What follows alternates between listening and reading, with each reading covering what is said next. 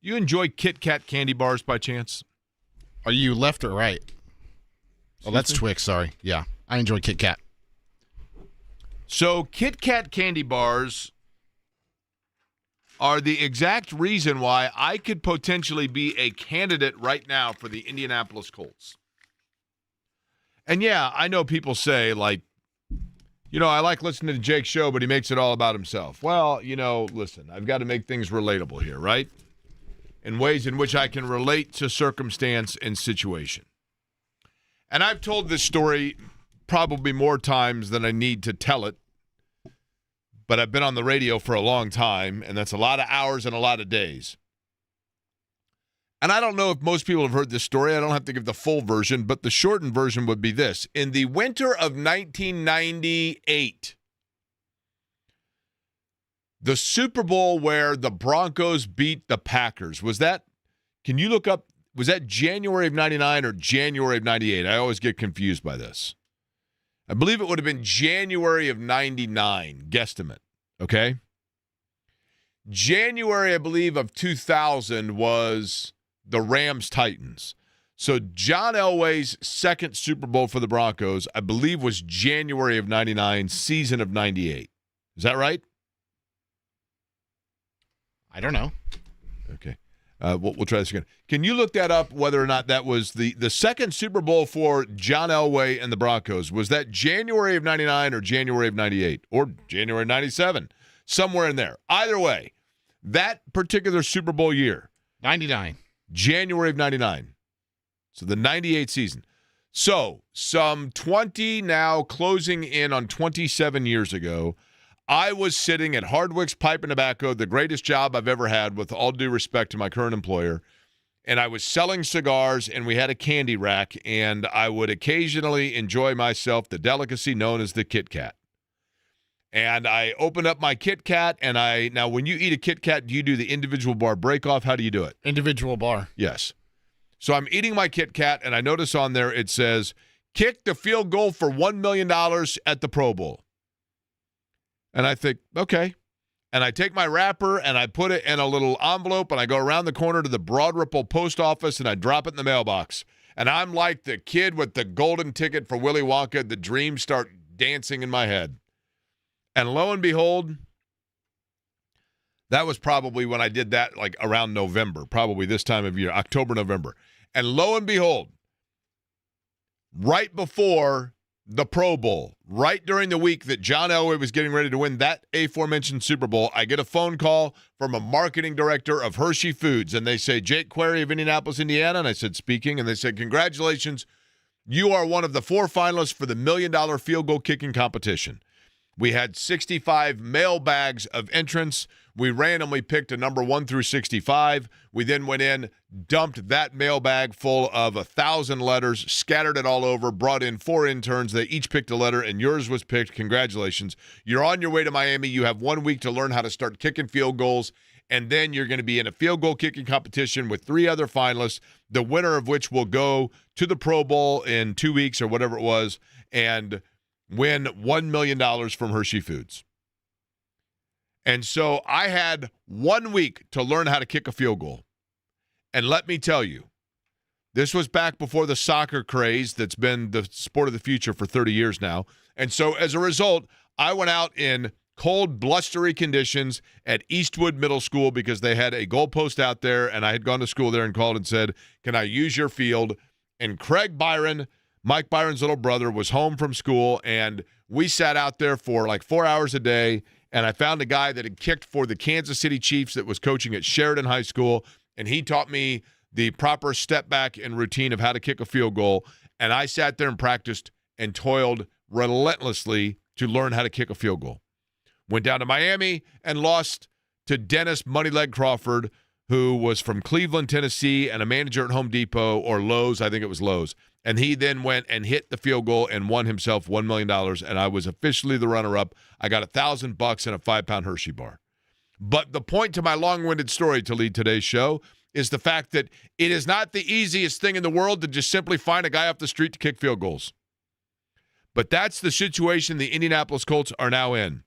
Because Spencer Schrader, who had been the special teams player of the month in the National Football League, you now know it, it's been 24 hours since it was announced, out for the year. And it seems as though, Eddie, and not today scouring the waiver wire just yet, but there are, I think, going to be potentially players available. And it is, admittedly, kicking today is funny because you see more extra points missed than ever before for the obvious reason they moved it back. But you also seemingly see a lot more 55-yard field goals with 10 yards to spare than you've seen before. And that is partially, I would assume, because of the number of players that have grown up playing soccer and just have an understanding of the mechanics of it all.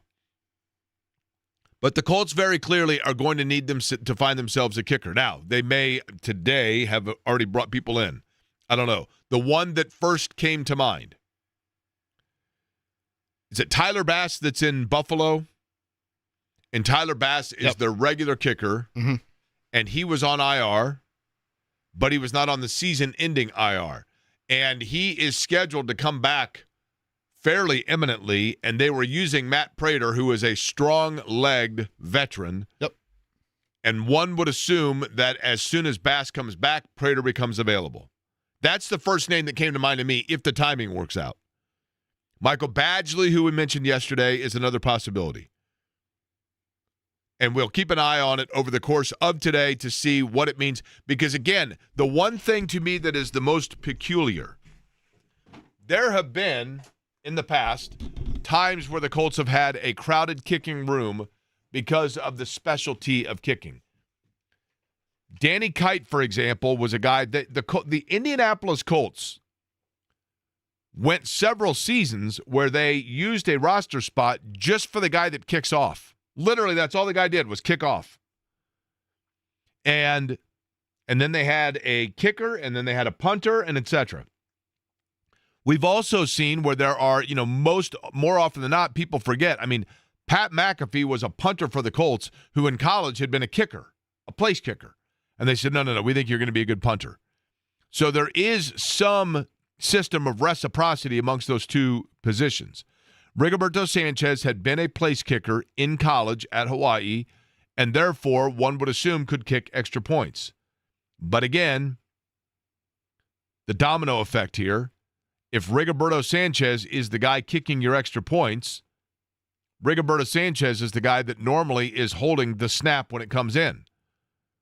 The long snapper is Luke Rhodes. He then becomes the holder, and then you've got to bring in Drew Ogletree, who is your emergency long snapper. And that's a specialized skill set. So you're better off going out and finding yourself another kicker than you are finding yourself another long snapper, even though Ogletree can do it in an emergency situation. So that's where things stand now with the Colts. And we now know the Colts at 4-1 still are not able to get separation within the division. They may be right now the most complete and the most impressive team in the AFC, but they're not standing alone within their own division because last night, and I thought of you, Eddie. It's uncomfortable to say, but last night at about 11:15, I thought of Eddie Garrison. Maybe I'm not alone in that regard. But I thought of you last night. Okay. Because, and I'm not saying you're wrong. Matter of fact, I would say that there is more body of work to lend itself to the fact that you're right about something than you're wrong. Although I think you went a little too extreme in your take. Okay? We have had discussion before about what kind of NFL quarterback Trevor Lawrence is. Matt Verderame joined us yesterday, and Matt Verderame made a point that I think a lot of people in the NFL are starting to agree with, and that is simply that Trevor Lawrence, that first year with Urban Meyer, was just a disaster, and it seemingly completely stunted Trevor Lawrence. It just seemed to derail Trevor Lawrence, and he has never really fully gotten footing as an NFL quarterback.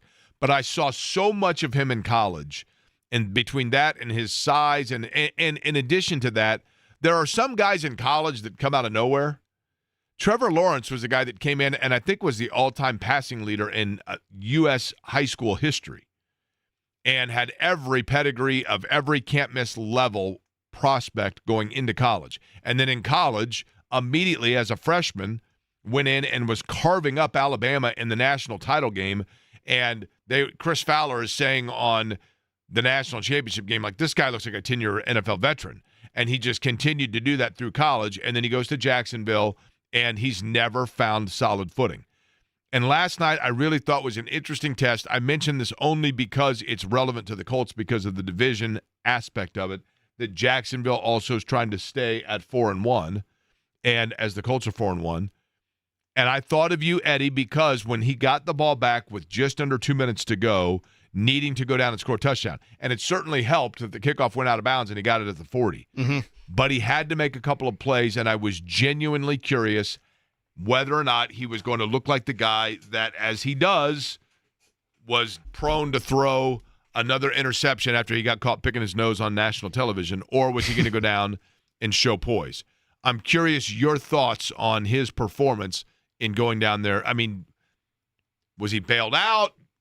You saw it what way? I thought it was all right. I mean, I thought it was good to see, obviously, if you're a Jaguars fan, to see him have the ability to bring them down the field and deliver that. I think that that ball to Brian Thomas Jr. on the sideline, also hats off to Brian Thomas Jr. for bringing it in, because that took a lot of focus because of the fact that I think it was McDuffie. He was in coverage. He was right there step for step with him. The ball literally just goes right over his fingertips. That ball is just like an inch slower. That's a pass breakup. It's 4th and 10. Instead, it's 3rd and 10, or it's a 3rd and 10 first down conversion. And then, it looks like Kansas City's going to shut the door on them at the goal line. And then they get the pass interference call on 3rd down and brings it out to the 2. And I forget, was the touchdown run on 2nd down? Did they try throwing it on 1st down? I can't remember. I mean, they had like 40 seconds left, whatever it was. And then Chris Jones, I don't know if you've seen this video going around this morning. Completely mailed it in. Oh, yeah. And, he was able to just to somehow, I don't know, the weirdest play I've ever seen. Okay, here's what I think happened on that play. For those that are unfamiliar, last night on Monday Night Football, Kansas City and Jacksonville. Jacksonville needs a touchdown to win the game. You're inside the last 50 seconds of the game. Trevor Lawrence takes the snap, gets his feet tangled by presumably his own lineman, falls down, tries to get up, and in trying to get up, loses his balance again, and then gets up and scrambles 5 yards to basically gain 1 yard because they were on the 1 yard line.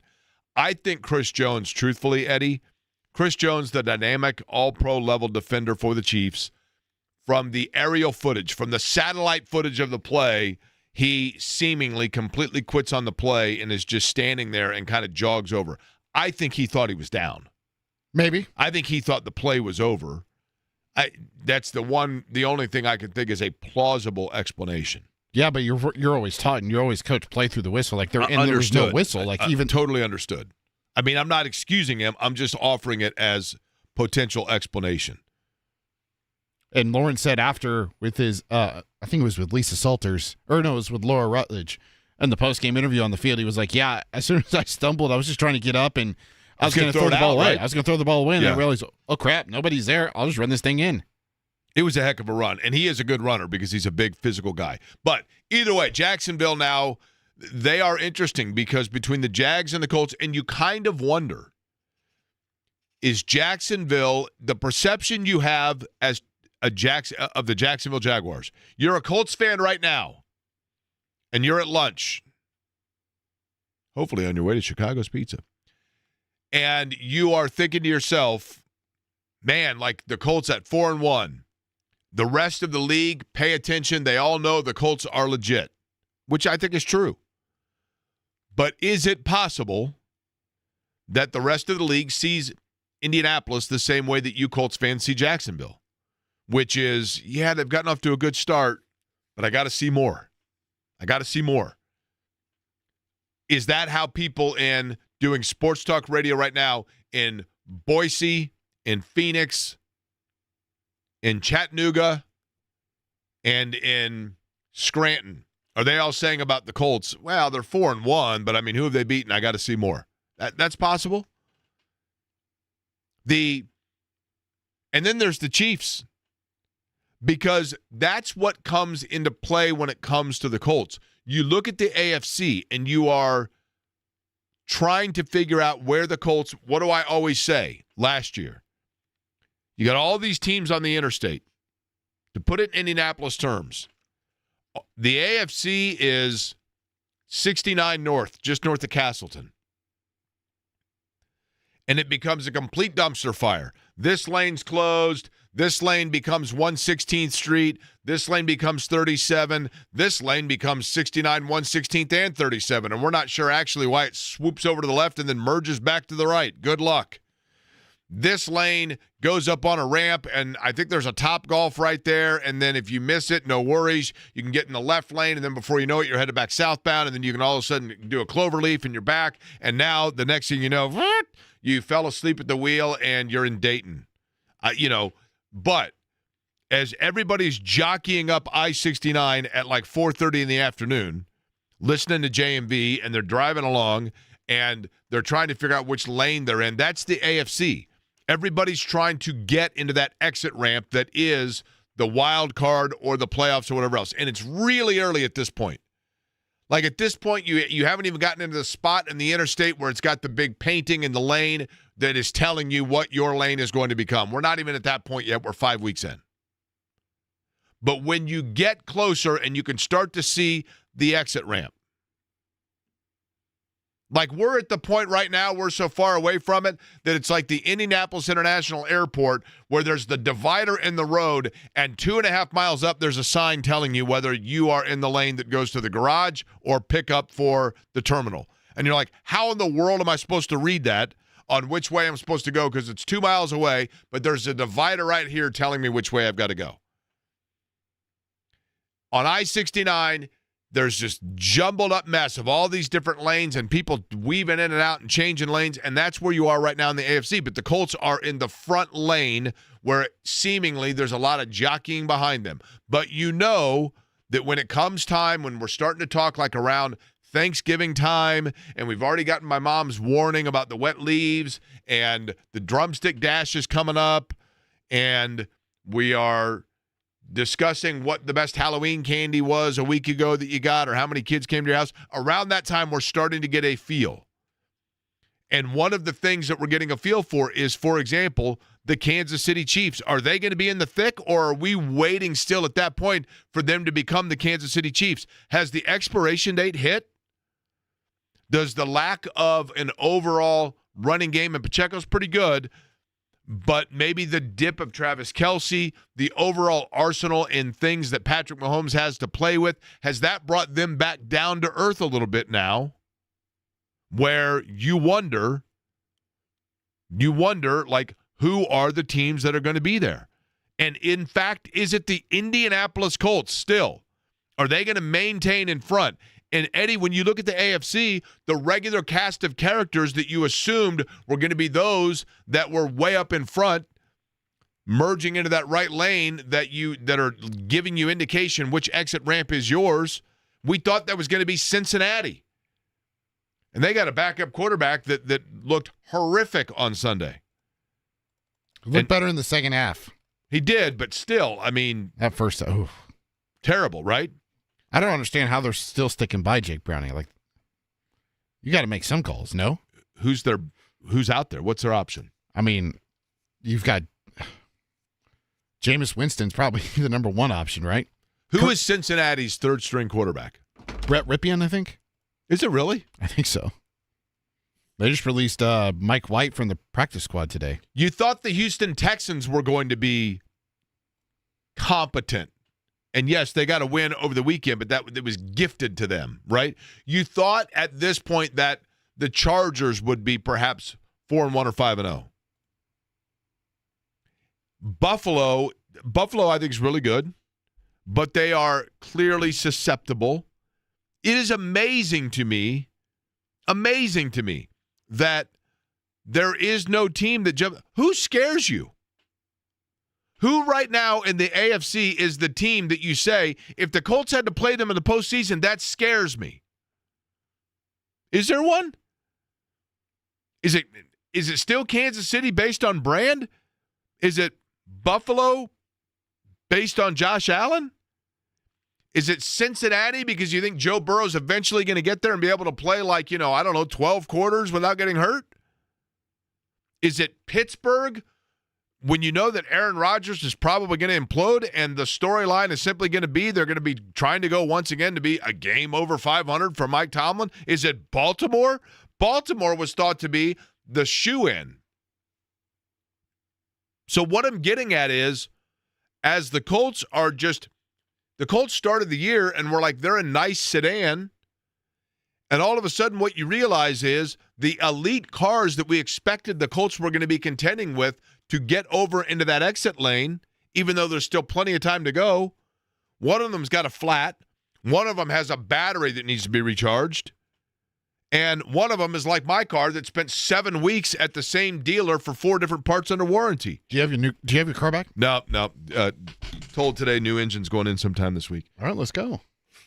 I'm driving the loaner, and it's brand new. And now I've become accustomed to it. No King Yo-Yo or whatever it was? It's like fun. No, my dad's license plate of Sir Yo-Yo. I'm no longer rolling around in my dad's caddy with the Sir Yo-Yo license plate where people thought I was either Walter Matthau or Snoop Dogg. Instead, I'm driving a loaner that they gave me, which is wonderful, and it's fabulous. And I think this is all a ruse, and they're thinking that I'm going to be one of these failed foster parents when it comes to dogs. They give you a dog to foster, and then before you know it, you adopt the dog, and you're and you're like, have you met my new beagle? And I think that's what they're hoping is going to happen with this car. But I'm standing my ground. I appreciate they're putting a new engine in it because they realized that it was not my fault that the engine blew up. So they're putting a brand new one in there, and I'm going to drive it till the wheels fall off, which might be actually, my car is basically Joe Burrow. That's the best way of saying it. Each time I think I'm getting a good run out of it, I find out we're out another 4 to 6 weeks. But that's where we stand. And I do think that there's something that's happened with the Colts that I want to talk about here coming up in just a couple of minutes. Stephen Holder going to join us 1 o'clock today. Pacers back on the court, right? 8 Let's o'clock go. tonight in Minnesota. The shortest postseason of all time. Coverage right here on the Fan at 7:30. Although I should say that. They've been to the finals before. They didn't go 7 games over. That 2000, maybe they had a shorter postseason. I don't know. Coverage again, what time tonight? 7:30 p.m. right here on the Fan. Starts with Pat Boylan with the pregame show, and then Mark Boyle and Eddie Gill take over at 8 o'clock. I think the most fascinating thing, there is something about this team. There is a storyline to watch with this Pacers group. Maybe not in totality of season. Maybe it's something that we may need a month to figure out. But the first glimpse for me, the most fascinating thing, the most curious thing, the most eye-opening thing, the most telltale thing about the Indiana Pacers for this season is something that we will get our first introduction and taste into this particular thing tonight. And it could give preview for the rest of the year. And that is, every player is different, I realize. But you have not one but 2 big men that are coming off of an Achilles injury. And Isaiah Jackson and James Wiseman. And they're both big guys that their calling card pre-injury was their quickness and their ability of lift off the floor. And I'm curious to see if they've lost any of that, because Tyrese Halliburton, as dynamic a player as he is in so many areas, the thing that separated Tyrese Halliburton from so many of his peers at his position was his burst and his water bug ability as a point guard to get from A to B so darn quick. And you wonder how much of that he could lose with the Achilles. Every Achilles is different, I realize, but we still have it in our mind of injury recovery in the Gale Sayers era. And it's like, well, let's see if there's precedent now on between Jackson and as well James Wiseman. Do they have the same level of quick hop burst that they had before? Because that may give us indication as to where we are in 2025 with coming back from these injuries. And Halliburton yesterday, video of him shooting, looks good, but that is a obviously totally different chasm from playing in the National Basketball Association. When we come back, just a couple minutes from now, there is something that I've noticed about the Colts that I wonder if it could have happened a year ago, and I don't think it could have, and it's really good news for you Colts fans. I'll explain next.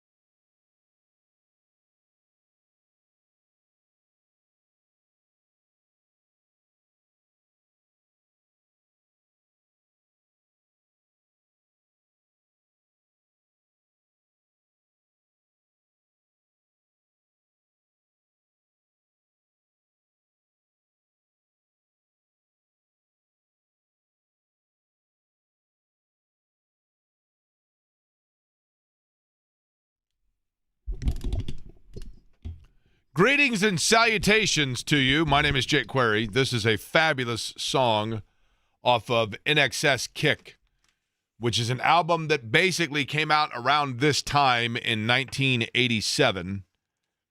My sister Megan drove me to school every day and had this cassette tape, and we listened to it literally every single day my freshman year of high school. Great album, though. Great album, great song. Eddie Garrison is the other voice you hear on this program. He actually is the master of the music controls. Good afternoon. Eddie is listed as the president of the company. Those of you who are listeners of the show, we consider you to be employees of the company. All of you have your own designated titles, and it is much appreciated. We have a director. Well, we have IT directors here. We don't have an HR department because HR department, whenever you get an email from them, means bad news, right? Yep. Mm-hmm. Exactly. But we have director of securities. We have food delivery folks. We have lots that are Team over mom. the road. What's that? We have a team mom. Do we really? Yeah. We have 39. No, wait a minute. We're not at 30 yet. 29 female listeners, Yeah. right? Uh-huh. There are a couple of ways in which you can reach this program. You can always text me individually at 317-523-9288. Now, I got a phone call yesterday from a guy who said that he believes he's banned from ever calling in the radio station. Okay. Interesting. Because he said he swore once on the air. And I said, well, as far as I know, you're not banned. Previous host, as I understand it, might have banned him. And I'm like, well, you're more than welcome to call now at 239-1070. You can also text the program at 239-1070. My personal cell phone, 523-9288. 523-9288. And then, of course, the station text line, which is at 317-239-1070. You are always welcome to text that throughout the course of the show. And in addition to that, the morning show that you hear with Jeff Rickard, James Boyd, Kevin Bowen, and then, of course, JMV, who later today, Greg Rakestraw, will be filling in for. Always welcome those texts as well. Before the break, I had mentioned to you something that I was thinking about when it comes to the Colts this year. I believe what we are seeing, every year at the end of the year, Eddie, teams have their banquets. You played baseball at Decatur Central High School, correct? Yep. Did you guys have a banquet at the end of the year? We sure did. Give me a couple of the awards that they might used to give during the course of the banquet. Silver Slugger. Gold Glove. Okay. How about this? Not statistical awards, but awards that, like, the coaches would give as an attaboy. You know, as voted on by the coaches, an opinion award. An opinion award. Well, in other words, like the Silver Slugger award goes to the guy that has the highest teammate of the year or something like What's that. Like the teammate of the year or something like exactly, that kind of a thing, right? One of those awards that would be given out is when they would say, and usually it would go to like some sophomore or a lot of times a junior that just kind of narrowly made the team and then has a decent year. Most Improved award, right? The Most Improved award. If we were doing the Colts end-of-year banquet right now and they were giving out a Most Improved award, I believe actually the winner of the Most Improved award for the Colts, the obvious answer here, people are going to say, well, it's got to be Daniel Jones. Well, yes, except for that he wasn't here a year ago. So he's the most improved based on what we believed he could do coming in because of how he played with the Giants. But I think the most improved member of the Colts is Shane Steichen. Fascinating. And I think what we have seen so far, there have been two things that illustrate Shane Steichen's improvement as a head coach. Whenever you hire a head coach that is in a first opportunity, regardless of whether you're talking Little League or to the NFL, any job, in any walk of life, if you're listening to my voice right now and you are working at an engineering company, you're at a law firm, you're at a consulting firm, you're at an energy company, there's always somebody that comes in and they say, oh, we just hired Bill in accounting. And you're like, yeah, I know Bill. I've never met Bill, but he's been around forever. A buddy of mine used to work across the street at an engineering company. Bill worked over there. Bill's known. I mean, Bill's got to be 5 years from retirement. Bill comes in, does things a little unorthodox, and you're like, yeah, but Bill can get away with that because Bill's been around forever and he's got a reputation. Everybody knows him. He's good at what he does. He's good at what he does. And then they're like, oh, and by the way, here's Brian. Brian actually just graduated 4 years ago from State U, and he's been working as an intern across the street, and then he got a job as an assistant to Nancy, and now he's – okay, great. Brian has a little more to prove, and you're a little more hesitant on Brian than you are Bill because Bill's a guy that's been around. Shane Steichen, when he came in as an NFL coach, we knew he was a bright offensive mind, okay? But one of the things that we were aware of when he came in is that he was coming in and he had a quarterback that was going to be his ride or die. Shane Steichen's career and the Colts were going to go as Anthony Richardson went. And Shane Steichen, in the beginning, I think probably, and yes, Richardson got hurt, but I think that Shane Steichen was doing and proceeding and acting in every way that he needed to along the way to awaken Anthony Richardson, to get Anthony Richardson going. And then the helmet tap happened. And even with that, when the helmet tap happened, Shane Steichen, came out and said it just needs to be a little bit more organizationally. It needs to be more about the whole body of work. But he didn't come out right out and say, look, he's going to have to sit and learn. He implied it, and that's ultimately what they ended up doing. But the whole time it was, we like Anthony. We really do. Anthony's a good kid. There are bad kids that make there are good kids that make bad decisions, and they're just bad kids. He's not a bad kid. He's a good kid. He's just a good kid that needs to learn, made a couple of bad decisions. And then they go out, they get Daniel Jones. He decides that he wants to go with Daniel Jones, and he sends that message because, and I don't know that Shane Steichen makes that same determination. When he first got the job, Shane Steichen is under the influence, whether it was directly in his ear or by implication. Shane Steichen is under the influence that those above him want him to start Anthony Richardson right away. And so Shane Steichen says, new on the job, I'm Brian. Yes, I'm going to do that. But now Shane Steichen looks more like a coach that is Bill. He's been around a little bit. Yeah, I'm not sitting here pretending he's Mike Tomlin, but he's in year 3 now. He's been through a couple of things. He's had to retweak a couple of approaches. And what we're seeing now is twofold, the maturation of Shane Steichen. The first being he is calling, and he is comfortable enough in the way he's calling games to call games that most benefit the style and the composure of Daniel Jones. And Shane Steichen is masterfully calling games to bring out the skill set of Daniel Jones, and Daniel Jones is allowing a skill set that is masterfully allowing Shane Steichen to bring out different areas of his playbook. But more importantly, when you look at the situation with A.D. Mitchell, Shane Steichen became Bill, not Brian, because Shane Steichen basically said, yeah, listen, this guy went out and made some mistakes, and we can't have that. And so, yeah, I'm going to look at maybe going another way to send him a message.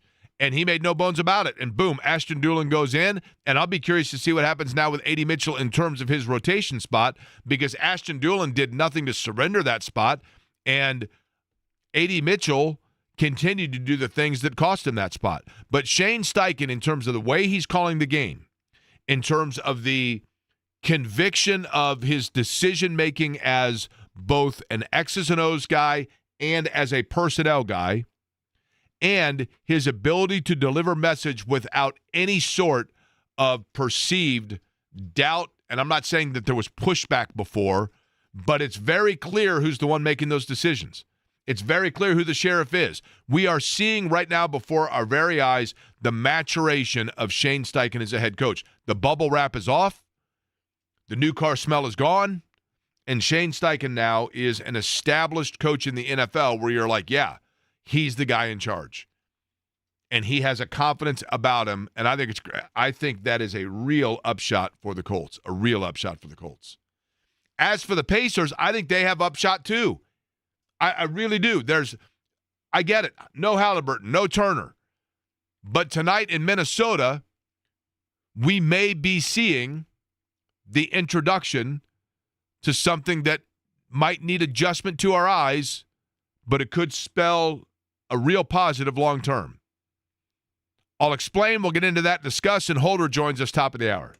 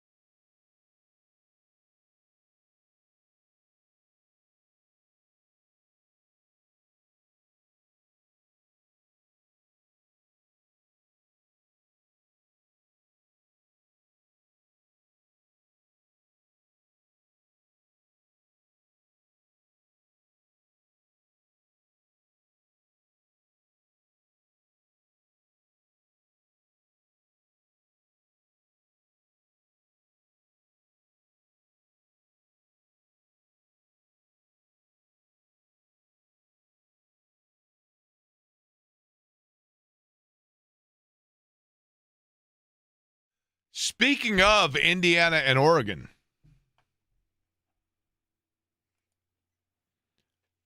Ryan Day of number 1 Ohio State, some very interesting things to say about IU today. Kind of stuff that IU fans are going to be like, why not Indiana? Why not Indiana? Hoosiers going in, taking on Oregon coming up, and we'll let you know what Ryan Day Did you tweet something had to about say. that? Did I see that correctly? I did. At Jake Query on Twitter, right? That's correct. You got to scroll down a little bit, I think.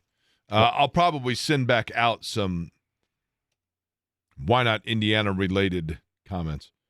Okay.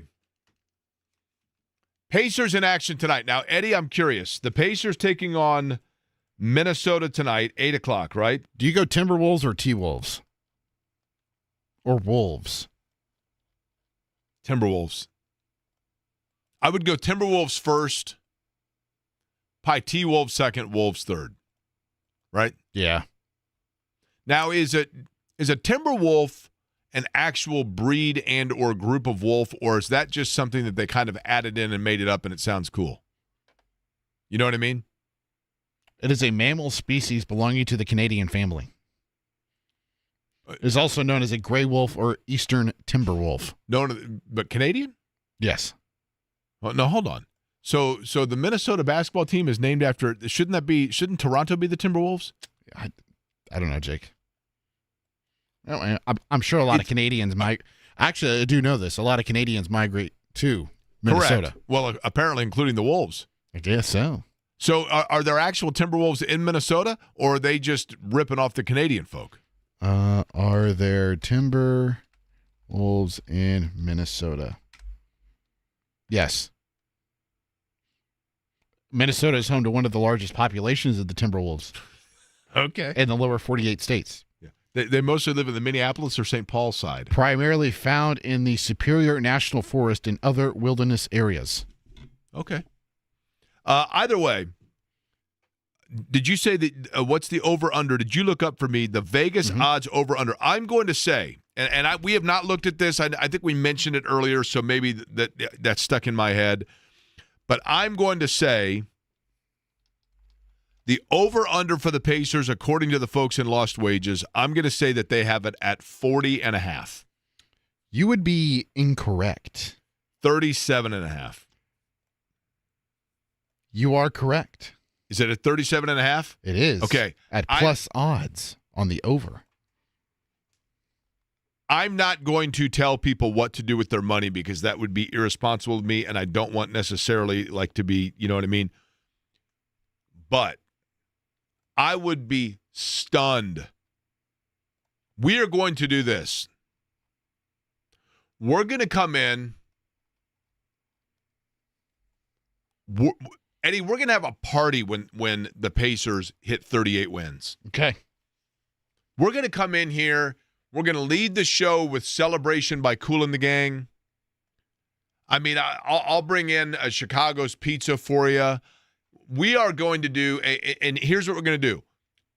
The day after the Pacers win their 38th game, we are going to do a celebration, life is good show. And we're going to have people call in, and they're going to call in, and we're going to do nothing for the entire 3 hours. You mark my words. This entire season for the Pacers on Query and Company is going to be about the march to 38 because I've never been more certain about anything in my life than the fact that they're going to win 38 games. Now, this is, knock on wood, this is barring any significant season-ending injury. I mean, if Andrew Nembhard and Aaron Nesmith both have to miss significant time to begin, you know, we've seen that in the past, and I get it. They don't have the total amount of depth that we've seen in years past because of the injuries to Halliburton and the loss of Turner. But I've never been more sure about anything in my life. And when they win 38 games, we're going to do a day where we're going to lead the show with celebration by Kool and the Gang. We're going to sell. I don't care if it's the day after the Pacers win or the Colts win the Super Bowl. Well, okay, if that's the case, we'll probably do it. But I'm telling you, We're going to do a show where we celebrate. We're going to do a celebratory show where we do nothing but, and we should do this anyway, where people call in with what they're happy about and what they're celebrating. There's one book that has 37.5. There's another book that has 38.5. 38. 38's the number. We should do this at some point today anyway, where people just call in to say what they're celebrating. I'm celebrating the fact that my 15-year-old daughter got an A in chemistry and studied hard. Awesome. I'm studying the fact that my mom went to the doctor and got good results on the test that we were worried about. Great news. There's so much bad I'm celebrating the crap fact going that I on. get to listen to Eddie every day. What's from that? noon to 3. I celebrate the fact that I get to listen to Eddie every day from noon to 3. Okay. There's so much negative stuff. We need to just focus more on the positive. We need to be uplifting, right? People, like somebody asked me, they're like, Jake, you totally let me down on the way that you handled the Mark Sanchez news because so many people were dropped the ball on that. And I get it, right? And I appreciate and respect, and it does mean something to me that people would expect that I would have something to say about that was deep and meaningful. But I'm like, there's two things people don't want to tune into this show to hear about. One is politics, and the other is people grasping on to some sort of relevance or attention. 3 fantasy football. 3 fantasy football, yes. Although your team had a huge week, and my team, Todd, beat me, and I think I'm worst in the league right now. But I had not one but 2. Both of my tight ends, for crying out loud, were Jake, Saturday healthy scratches. See, Jake, nobody cares. You're right. Nobody cares. For the Pacers, though, I'm optimistic this year. I am. I think they're going to be better than people think. I am very curious about how Isaiah Jackson, tonight in the first hour of the game, I'm going to look to see how Isaiah Jackson and as well James Wiseman look. I mentioned it earlier because they're coming off the same injury that Halliburton is going through right now. Different bodies, different people. Everything's different, I realize. But I think that we are under the assumption that the Achilles injuries are 20 years ago, and I think they are better today than they used to be in dealing with them. I went to Fan Gym on Sunday because I was like, hey, you know what? I don't get to see these guys often up close. Why not? I'll go. So I went, and Isaiah Jackson looked fine, looked normal. He took off like a step inside the three-point line on a breakaway dunk and dunked it. James Wiseman looked spry. He looked solid. I don't think they're playing any slower. In fact, I thought they looked like they're going to try to play faster. You know, in all honesty, especially if Jackson or Wiseman is on the floor, they can probably play faster than they did with Turner. Right? And I would say that Isaiah Jackson right now is looking like your opening day starting center. I have forever loved Isaiah Jackson. And I think he's uber. He is literally the human pogo stick, right? And I thought Benedict Mathurin looked more comfortable within the system of the offense in that there was more of a willingness of trying to get the ball out quicker, so it wasn't sticking as much. Obi Toppin looked good. How did Wiseman look? Fine. I mean, it's very hard to tell in that, right? Ben Shepherd is injured right now, so he didn't play. So I don't think he's playing tonight either. 38 wins is big a slam dunk as it is if Isaiah Jackson is – if Tyrese Halliburton is running a break and Isaiah Jackson is flashing in for the side when both are healthy, that is as much a slam dunk as the Pacers winning 38 games. I'm not trying to be naive. I'm not trying to be rose-colored glasses here. I don't see how they don't win 38 games. Do you see them as a team that starts the season fast or slow and they end the season strong? Good question. I think, assuming they are healthy, I think they're going to be fairly consistent, not to cop out on the answer. Because we know who they are, right? I mean, I don't think the main core of what they have are guys that are used to playing with one another. So it's not like a huge reacclimation in terms of their roster. Only reason why I ask is obviously you're missing the Miles Turner's defense, and I think you're missing some of the voices out there on the floor, your most active leaders. Yeah, that's true. And so everyone's got to figure out who that is. But that's different than learning, like, gosh, I'm not sure where this guy cuts or where this guy likes the ball and that kind of thing. I think they're going to be. I really do. I think the Pacers are going to be this year. I'm just talking about in terms of number of wins and competitive nature. I think they're going to be this year what Orlando was a year ago. Like, what was Orlando, the 6 seed, 7 seed? Get in the first round of the playoffs, win maybe a game, 2. I think that's who they are. 38 wins, slam dunk. Absolute slam dunk. For reference, the Miami Heat won 37 games a year ago. Yeah, they're going to be better than the Heat, right? Orlando was 41-41. Yeah, there you go. Strive to be the Magic, maybe. Stephen Holder next.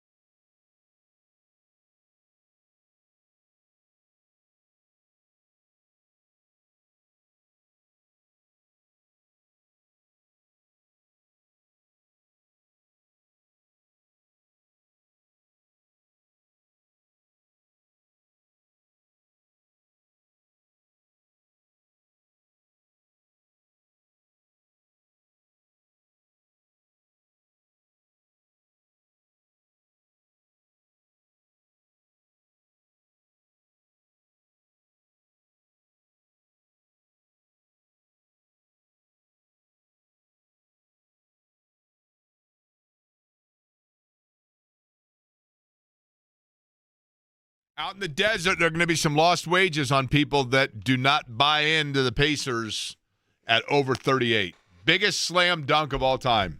Over 37.5, Jake. 38, I'm telling you, they're going to win. Over.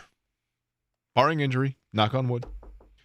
Joining us now on the Java House Peel and Pour guest line, he is with ESPN.com, and I would assume has been busy today, not unlike you folks who have a kicker on bye in your fantasy league, scouring over the waiver wires. And we'll begin with this, Stephen Holder, with Spencer Schrader and the news that he is out now for the year. I had not heard if there is any development today, and that's why I'm teeing you up for this. And that is the Colts in terms of movement at kicker and if anything has developed in the last 24 hours. So I think we're close. We actually just heard from special teams coordinator Brian Mason, and he says they have worked out kickers today. They are still deliberating on who they're going to sign, which means they probably have, but they just aren't ready to announce it. But anyhow, he says that is the decision's forthcoming there. And the other interesting little tidbit there is that he did reveal that there is a possibility that punter Rigoberto Sanchez could potentially do the kickoffs moving forward. He did that in Schrader's absence on Sunday. And if you recall, before he tore his Achilles tendon a couple of years ago, he was regularly the kickoff specialist.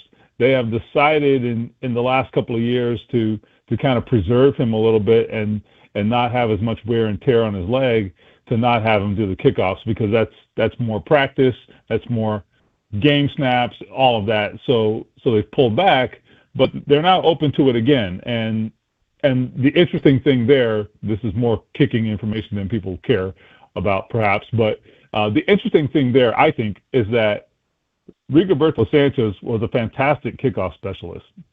And his specialty, as far as I recall, was placing the ball in just sort of perfect locations, as opposed to, having the big leg. He would put the ball right in the corner. He'd put it right on the freaking pylon. And I think with the new kickoff format, he could be a really interesting option. So anyway, that's where we're at right now.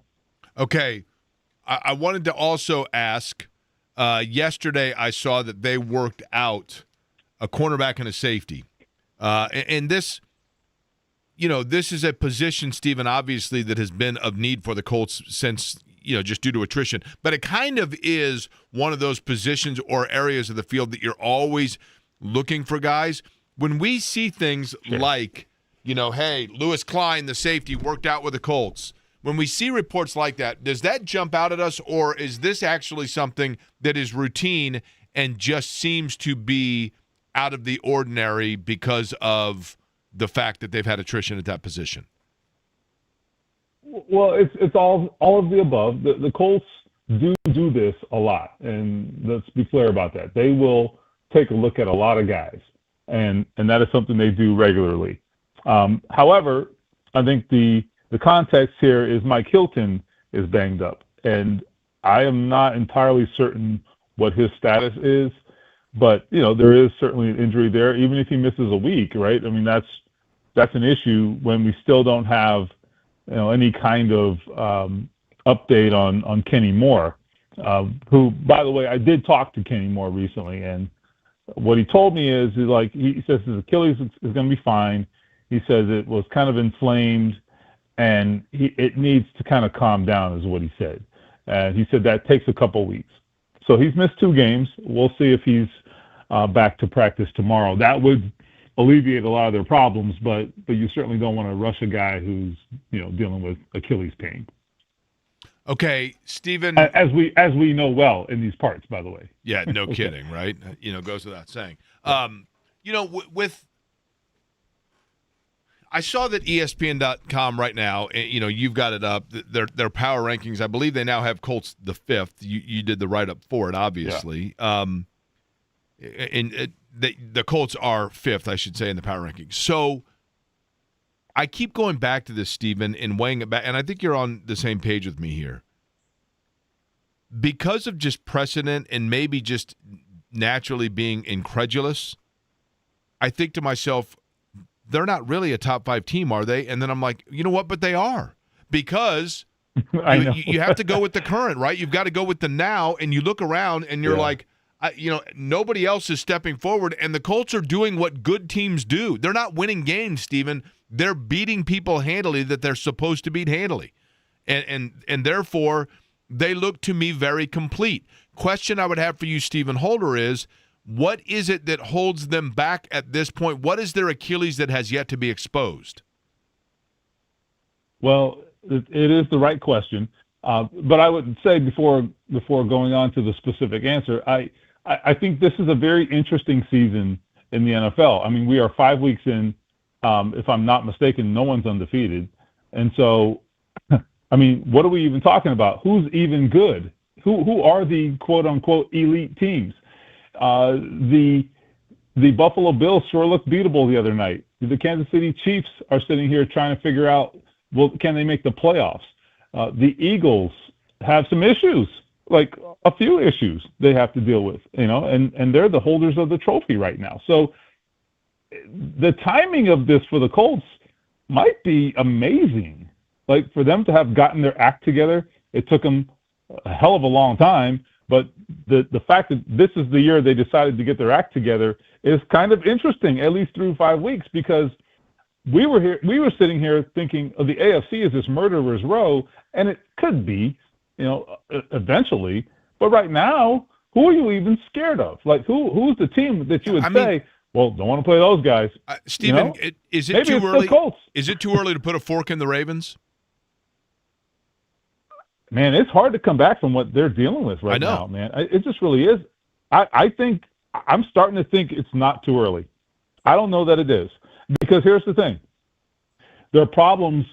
Look, Lamar Jackson's going to come back. Okay, great. But how's that help their defense, which is a complete disaster? And I don't know that they have enough. I don't know. I mean, I'm telling you, the dig out of that hole is going to be really tough. So I will get briefly to what you asked me initially, because I should answer your question. What's going to hold them back, the Colts? I mean, I think injuries always, right? But I think going beyond that, I think the secondary has to hold up. Because if you start hitting these tougher quarterbacks later in the season, which they will do, they're going to be susceptible to big plays. So they have to be able to hold up, because right now they're playing with big leads in many cases. So there have been some miscues that have kind of gone under the radar, because when you're up 3 touchdowns, what difference does it make? But you're not going to have that every week. I mean, that's not a reality of the NFL, that you win by 3 touchdowns or 4 touchdowns every week. And so I think the Rams game is a great example of that. But that's one thing, right? That the defense giving up big plays, and that is reared its head a few times. I also think that the Cincinnati Bengals right now, you'll try anything, right? They were clearly done. Bengals right now, you'll try anything, right? They were clearly done with Jake Browning, with their current situation. With Jake Browning, with their current situation. Yeah, exactly. I think they had reached a point where they thought they needed to do something. I mean, I saw a report earlier where Zach Taylor said he's going to